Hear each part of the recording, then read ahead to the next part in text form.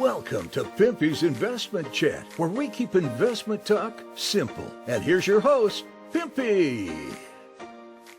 What's going on out there, peeps? Let's get back to Iraq. There's a lot of political moves being made. Very interesting. I just want to give everybody a quick reminder. You can go over to Pimpy's News Network. It is free for everybody. Everybody has access to the videos that are on the website. Before we get started, do me a favor, hit the thumbs up button. If you're not a subscriber, please do so, because when you do, it helps out the channel, and I certainly do appreciate it.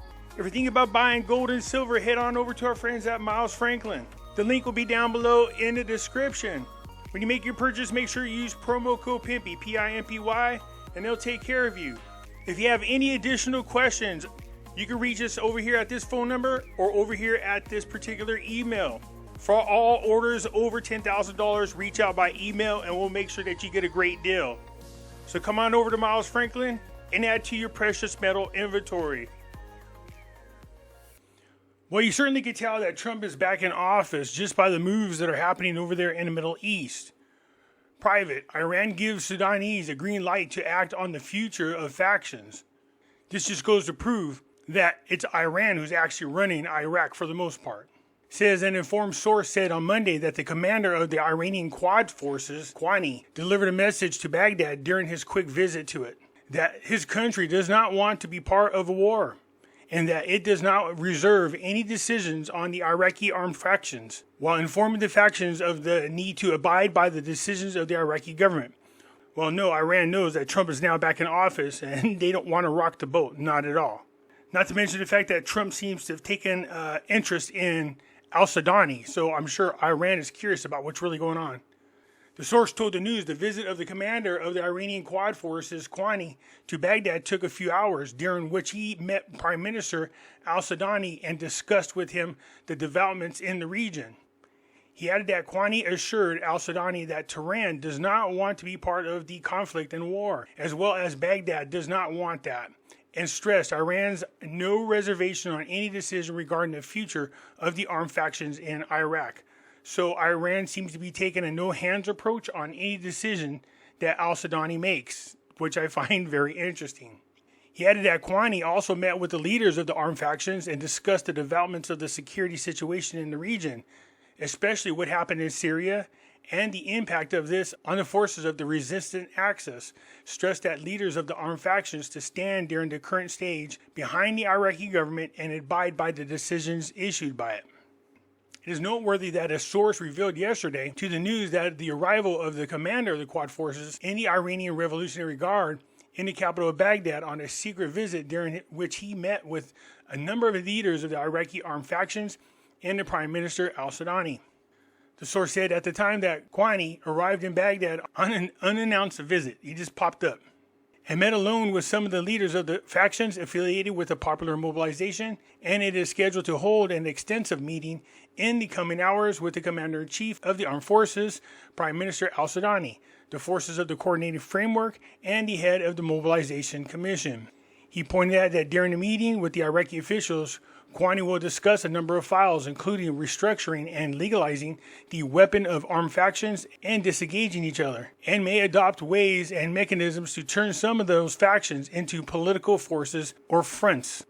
On Sunday, the media of the Prime Minister al-Sudani announced that the latter intends to make an official visit to Iran next Wednesday of this week. The office said in a statement in response to the news, this visit will include discussing bilateral relations between the two countries and ways to strengthen them, in light of what is achieved during the visit of Iranian President in Baghdad on the September of last year, as well as the developments in the region. Al-Sudani had made many visits to the countries of the region after the fall of the regime in Bashar al-Assad, including Jordan and Saudi Arabia, where he discussed with the leaders of these countries security issues.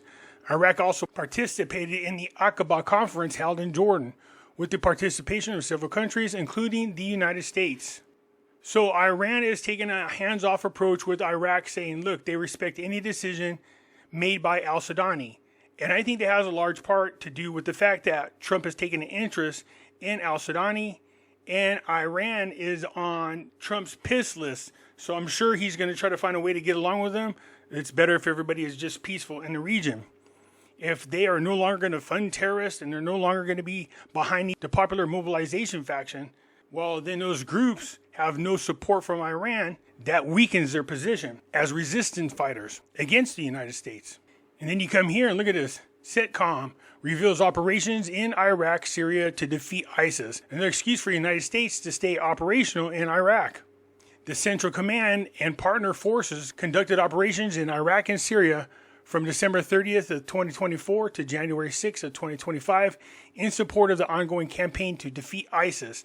Yeah, I think that has more to do with the fact that Trump is in office, why Iran is taking this approach. They can't afford to be going to war, and it wouldn't take very much for Trump to wipe them out.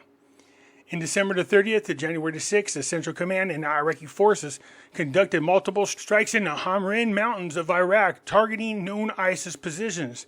The operations disrupted and discarded ISIS' ability to plan, organize, and conduct attacks against civilians in the area, as well as U.S. citizens, allies, and partners throughout the region and beyond. He noted that during the operations, ISIS fighters clashed with coalition forces on several occasions, which led to the use of coalition airstrikes, using F-16s, F-15s, and A-10s. The A-10s tasked with supporting ground forces in the area succeeded in eliminating ISIS fighters inside a cave.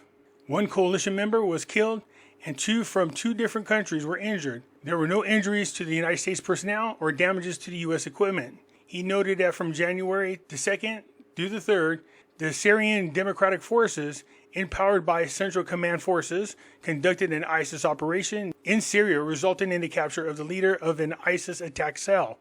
The statement stressed that the United States and members of the multinational task force, Operation Inherent Resolve, maintain our continued commitment to combating ISIS. Al-Sudani bagged to Tehran. Hot files on the most important visit agenda.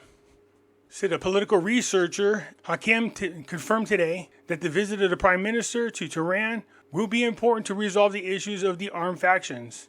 Hakim told Baghdad today, certainly Al-Sudani's visit to Tehran at this time is very important given the political, security, and even economic changes that the region is going through, and these changes will undoubtedly affect Iran and Iraq.